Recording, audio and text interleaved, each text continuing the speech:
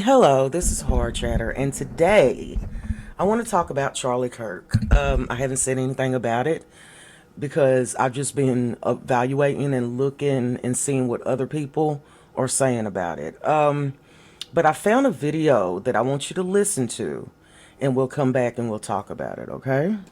And I think it just sums up everything perfectly. And this is a pastor that I found on TikTok. I don't know what his name is, unfortunately.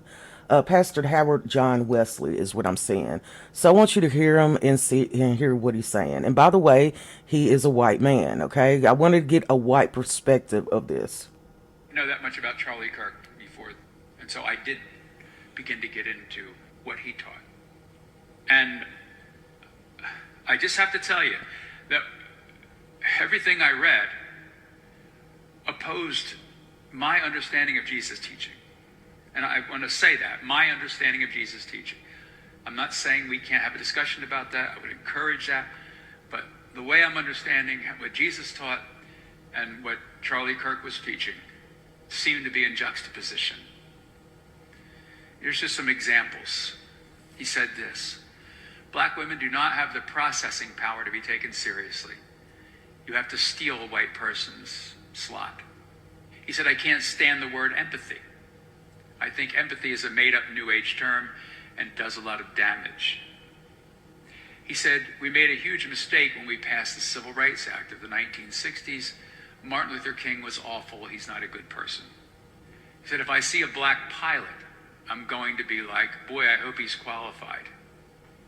He said, LGBTQ is a social contagion. I am 180 degrees opposed to every one of those statements.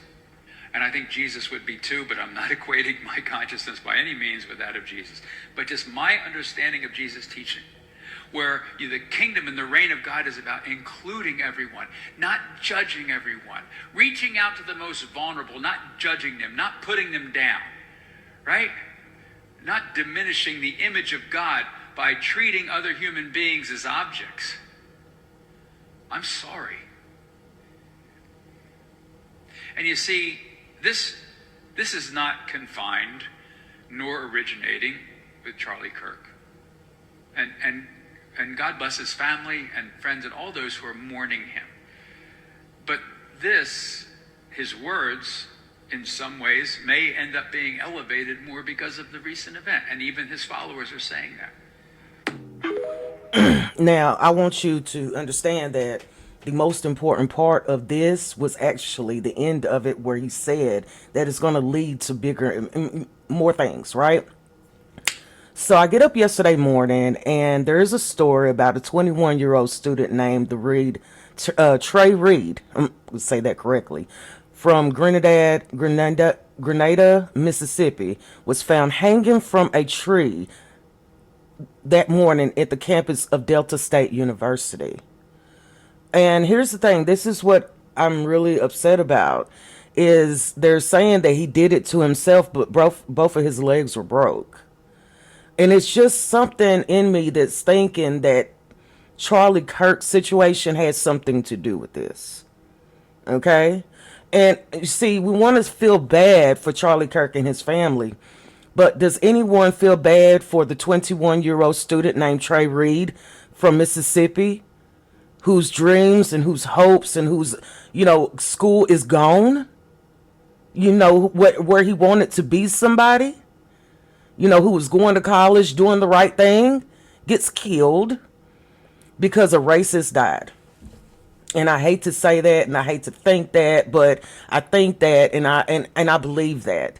I didn't want to say anything about Charlie Kirk because I've looked at the things that he said, and understanding that as a Christian, those don't align with my beliefs at all.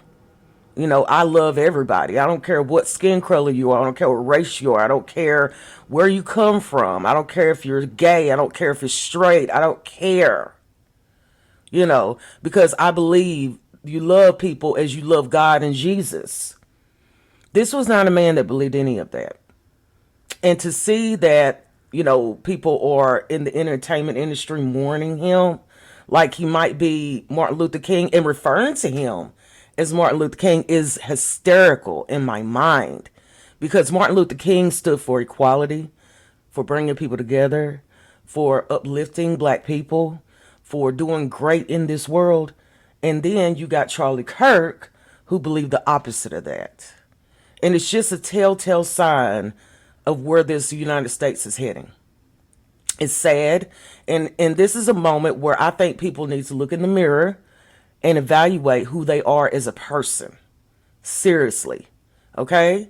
The way I feel about it is the way he talked about gun laws and the way he talked about black people and the way he talked about safety of women. I mean, when you spew hate, okay, you're going to get hatred back.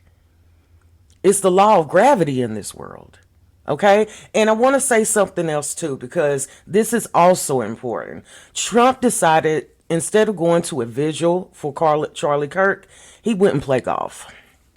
Yeah, people. He went and played golf. So if the president isn't mourning him, why are you? Just a little idea. Why are you mourning him? It's just something to think about, something to put in perspective, to understand that, it's not right. None of it's right. But it's also not right saying that somebody who is like Hitler to be compared with Martin Luther King. That's insane. So until the next time, this is Hard Chatter, and I thank you so much for listening.